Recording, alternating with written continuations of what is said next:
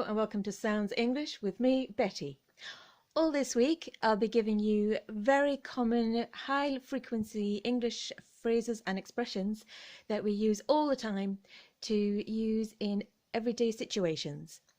Today's expression is to drive someone nuts. You're driving me nuts. It drives me nuts. It means to irritate or annoy someone or yourself. We often use the verb to drive when we are describing making someone feel something. For example, it drives me mad.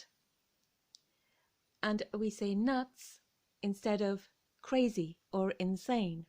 So, it drives me nuts when people just sit and click their pens.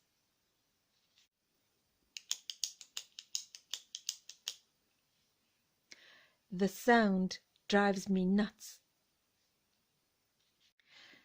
So it's an informal, quite light-hearted expression. You could say, it drives me nuts when you put the empty carton of milk back in the fridge. Why'd you put the empty carton back?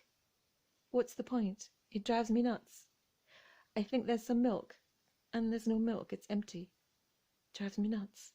Stop it. I hope no one drives you nuts today. Or alternatively, that you don't drive anyone else nuts today. So thank you very much for listening. I hope you found this entertaining and useful. Please subscribe, that would be fantastic, and give me a thumbs up. And I'll see you here tomorrow for another very useful English expression. Thank you. Bye-bye.